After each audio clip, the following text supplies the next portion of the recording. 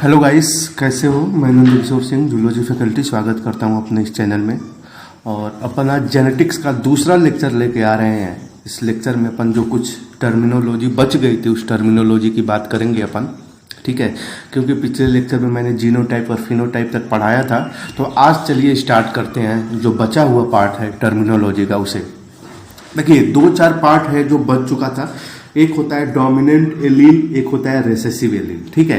देखो, dominant allele क्या होता है मैं बता दूं। डोमिनेंट एलील का मतलब या होमोजाइगस के कंडीशन में हो या हेट्रोजाइगस के कंडीशन में हो, ये दोनों कंडीशन में अपने आप को एक्सप्रेस कर देंगे। इसी को अपन बोलते हैं डोमिनेंट एलील। जैसे कि अगर मैं टॉल की बात करूं, अगर मैं टॉल की मैं बात करता हूं, हाइट का कैरेक्टर है, तो देखो टी और कैपिटल टी से भी क्या हो गया, टॉल हो गया, ठीक है। ये हेट्रोजाइगस कंडीशन में भी अपने आप को एक्सप्रेस कर रहे हैं और होमोजाइगस के कंडीशन में भी अपने आप को एक्सप्रेस कर देंगे। इसे ही अपन बोलते हैं डोमिनेंट एलील, ठीक है। जो दोनों कंडीशन में अपने आप को एक्सप्रेस करेंगे, ऐसे कंडीशन को अपन बोलते हैं डोमिनेंट एलील, ठीक है। अब रिसेसिव एलील की बात की जाए, रिसेसिव एलील क्या होता है, तो रिसेसिव मतलब होता है कि जो केवल होमोजाइगस की कंडीशन में अपने आप को एक्सप्रेस करेंगे, ऐसे सिस्टम को अपन बोलते हैं रिसेसिव एलील, ठीक है। जो केवल होमोजाइगस की कंडीशन में अपने आप को एक्सप्रेस करेंगे। जैसे कि अगर स्मॉल टी है तब ये अपने आप को एक्सप्रेस करेंगे, तब ये हो जाएगा ड्वार्फ, ठीक है। अगर इसके सामने, अगर इसके पहले सपोज यहां पे मैं एक एग्जांपल दे दूं, एक कैपिटल टी एक स्मॉल टी, ये नहीं एक्सप्रेस कर पाएगा। क्यों? क्योंकि हेट्रोजाइगस की कंडीशन में है। ये केवल होमोजाइगस की कंडीशन में अगर होंगे तो ये क्या करेंगे, अपने आप को एक्सप्रेस करेंगे, वरना नहीं एक्सप्रेस कर पाएंगे। क्लियर है? तो ये क्या हो जाएगा, ये कैपिटल टी दोनों मिलकर क्या बन जाएगा, ड्वार्फ बन जाएंगे। लेकिन जो होमोजाइगस और हेट्रोजाइगस की कंडीशन में अपने आप को एक्सप्रेस करे उसे डोमिनेंट बोलते हैं। जो केवल होमोजाइगस की कंडीशन में अपने आप को एक्सप्रेस करे उसे अपन बोलते हैं रिसेसिव एलील, ठीक है। चलो, सिग्निफिकेंस ऑफ इनहेरिटेंस के बारे में अपन समझ लेते हैं। ज्यादा कुछ नहीं है कि इसका सिग्निफिकेंस क्या है। अगर इनहेरिटेंस नहीं होगा तो, इनहेरिटेंस का मतलब कि ट्रांसफर ऑफ कैरेक्टर, माता पिता का बच्चों में अगर ट्रांसफर का कैरेक्टर नहीं होगा तो, इनहेरिटेंस अगर होगा ही नहीं तो क्या दिक्कत होगा, तो सबसे पहला कॉन्टिन्यूटी ऑफ लाइफ स्टॉप हो जाएगा। हमारे लाइफ की जो कॉन्टिन्यूटी है वो हमेशा स्टॉप हो जाएगा। और दूसरा पॉइंट, पेरेंट्स का कैरेक्टर ऑफ स्प्रिंग में कभी ट्रांसफर नहीं हो पाएगा अगर इनहेरिटेंस नहीं हुआ तो। क्लियर है यहां तक?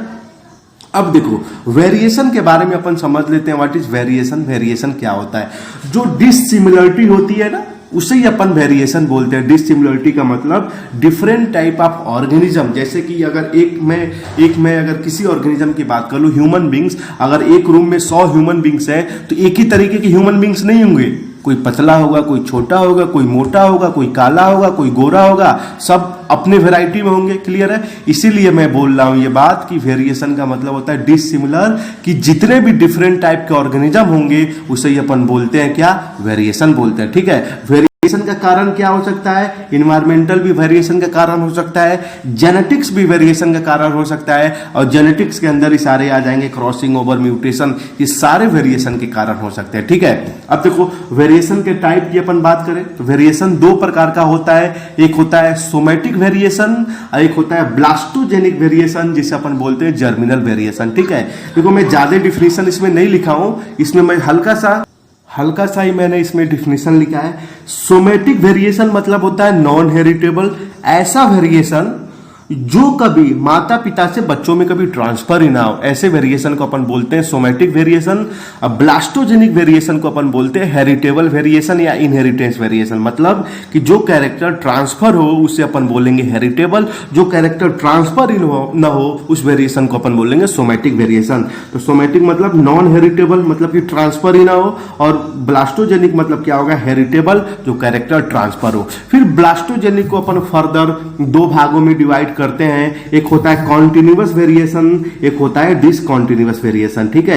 ब्लास्टोजेनिक को मैं फिर 2 भागों में डिवाइड करूंगा, एक होगा कॉन्टिन्यूअस वेरिएशन, एक होगा डिसकॉन्टिन्यूअस वेरिएशन। देखो, कॉन्टिन्यूअस और डिसकॉन्टिन्यूअस वेरिएशन मतलब क्या होगा। कॉन्टिन्यूअस वेरिएशन मतलब कि जो कॉन्टिन्यू जाती हो, पीढ़ी दर पीढ़ी जा ही रही हो, रुक ही नहीं रहा हो, वैसे वेरिएशन को अपन बोलेंगे कॉन्टिन्यूअस वेरिएशन। जो नहीं रुका हो, आपके बाबा से, दादा से, पापा से, चाचा से, चाची से ये वेरिएशन चला ही आ रहा हो उस वेरिएशन को अपन बोलेंगे कॉन्टिन्यूअस वेरिएशन। और डिसकॉन्टिन्यूअस वेरिएशन मतलब क्या होगा कि वेरिएशन कुछ समय तक गया, मतलब कि लक्षण कुछ समय तक मिले, फिर उसके बाद वेरिएशन होना ही बंद हो गया, वो जो सिस्टम है, वो जो ट्रांसफर ऑफ कैरेक्टर है, वो फिर दिखना ही बंद हो गया। ऐसे वेरिएशन को अपन बोलते हैं डिसकंटिन्यूअस वेरिएशन। ठीक है, एक पॉइंट है ब्रांच ऑफ जेनेटिक्स। जेनेटिक्स के ब्रांच के बारे में अपन पढ़ ले तो सबसे पहला 3 ब्रांच के बारे में मैं आपको पढ़ाऊंगा। पहला होगा क्लासिकल जेनेटिक्स, दूसरा फॉरवर्ड जेनेटिक्स, तीसरा रिवर्स जेनेटिक्स। ठीक है, देखो क्लासिकल जेनेटिक्स मतलब होता है कि जो एक कैरेक्टर जो कैरेक्टर है वो दूसरे जनरेशन में कैसे ट्रांसफर होता है, इसे अपन बोलेंगे क्लासिकल जेनेटिक्स। फॉरवर्ड जेनेटिक्स मतलब कि जो सिस्टम अपन फिनोटाइप से जीनोटाइप की तरफ ले जाके स्टडी करेंगे, मतलब कि स्टडी में फॉरवर्ड जेनेटिक्स मतलब होता है कि जब स्टडी अपन फिनोटाइप से जीनोटाइप की तरफ करेंगे वैसे सिस्टम को अपन बोलते हैं forward genetics.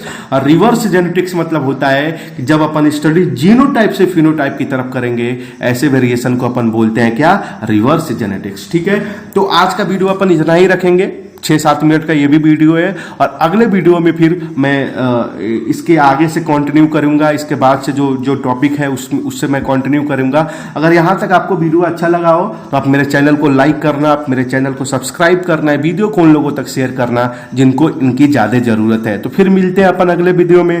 Till then bye bye.